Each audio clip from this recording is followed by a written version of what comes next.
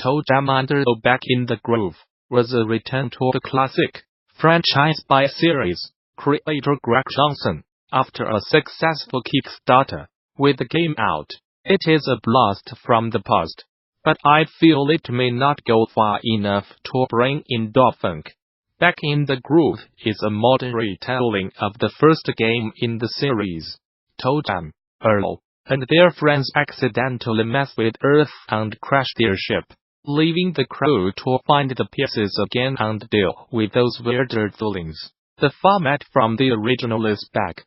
Outside of the set mode, the game will procedurally generate levels for you to explore. Each level has an elevator that will take you up to the next earthlings to avoid, and plenty of presents to open. The gifts within the presents are randomly chosen when you start a new game, and can be filled with good or bad things. The big changes from a design point of view were about modernizing Toejam Earl's design and making things more accessible. The bulk of the redesign focused on adding more abstracted elements to the core gameplay. Each character starts with points allocated in specific stats, like health, speed, etc. Getting a rank up, which previously only increased health, will now randomly give you a stat point in one of the different categories. Presents can now show up as an AMP version that has a greater impact, and there are now elite versions of all the nasty earthlings. Toejam Job for you. Co-op is back with local and online play. You can even have drop-in and out multiplayer, but only for 2 people. The only gameplay impacting elements that were added were new rhythm games from Toejam Earl 2, and that you now search the environment for presents hidden in various objects. Far was there. Toejam Earl Back in the Groove hits all the beats of the original, but does not do anything original itself. There are 2 kinds of people who are going to be picking up this game: those that wanted to relive the old days of Toejam Earl, and those hoping to see a brand new game in the series. If you are going into the game as the latter, then you are going to be really disappointed. Outside of one issue that I will talk about in a minute, there is nothing inherently wrong with this design. The gameplay works just as well in 2019 as it did in 1991. Having online multiplayer and the added persistence options are great touches, but that's not new gameplay. Since the original, we have played so many original roguelikes that have pushed the genre in brave new directions, and Toejam Earl just feels like it's 10 steps behind. I was hoping to see new environment types, options, and most importantly, new objectives and situations. The new elite enemy types are simply harder reskins of earlier ones, and they do not really change your game plan all that much. As you go up in level, the number of enemies that appear per floor goes up. This can lead to situations where the random generation and patrol patterns can make things difficult.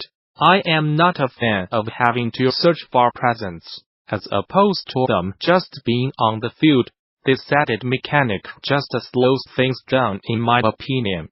Speaking of slow, I found that speed upgrades are necessary for survival. As you get further into the game, if you cannot outrun the enemies, you are going to take a lot of extra damage. My final set of problems comes from an area that I did not expect in Toejam Earl. The ending. Back in the Groove tries to add persistent elements, as with in modern roguelikes, but they missed the mark in my opinion. Every time you beat the game, you can unlock an additional character to play the game as, and one super present that can show up in subsequent runs. This is the game's way of trying to add more replayability, but it comes up short compared to the gold standard, the Binding of Isaac. The game by itself is not replayable enough in my opinion to make Someone want to keep playing it for the unlocks at this time. This is where the idea of having different objectives, biomes, enemies, etc. would be useful as rewards to motivate the player to keep replaying. Given the foundation of the game, there is a great canvas here for added content. If the team wants to keep working on it, Toejam Earl Back in the Groove is by no means a bad game, but just as the title characters are from the past, so is the gameplay. I hope we see more from the funky duo in the future. The more content, a brand new game in the series. Video game research outfit EEDAR published a report earlier this week, showing the results from a survey among United States players to determine genre trends of 2018. Based on data from the survey, consoles draw the clearest line between the top genres among platforms, out of 16 genres for console PC, and out of 22 genres for mobile, with shooters, action, and role-playing games holding the title of favorite genres on consoles. According to EEDAR, the shooter genre on consoles and PC increased in popularity in 2018, becoming the top genre on both platforms due to the large popularity of Battle Royale games like Fortnite and PlayerUnknown's Battlegrounds.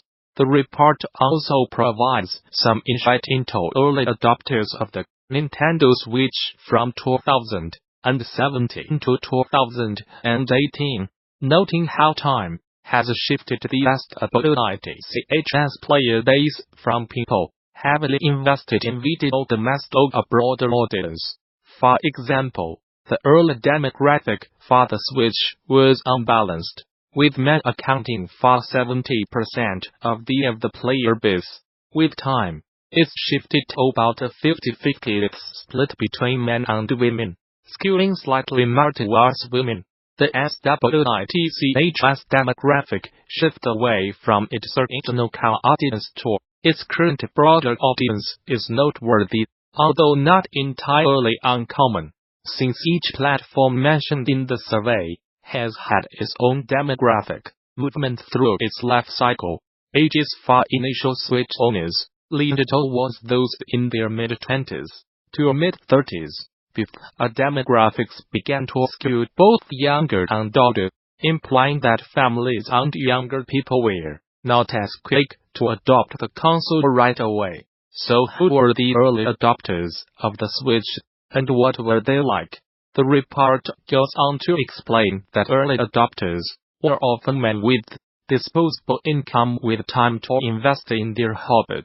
Early owners of the console were more invested in console games in general, with about 60% of early Switch owners surveyed averaging 11 hours or more of console PC playtime every week. Whether you are just starting out, looking for something new, or just seeing what's out there, the Gamasutra Job board is the place where game developers move ahead in their careers.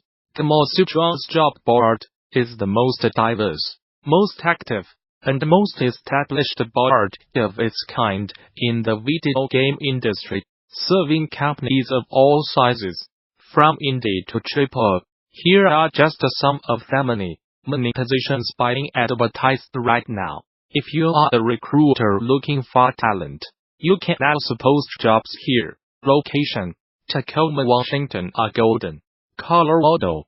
EllFonic is seeking an experienced lead animator to join our team on our next great title for PC and consoles.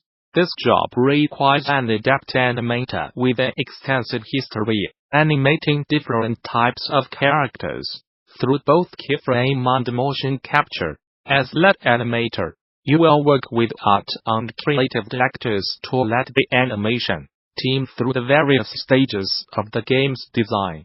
Applicants must have good communication skills, attention to detail, and the ability to work collaboratively with multiple tasks in a collaborative development environment.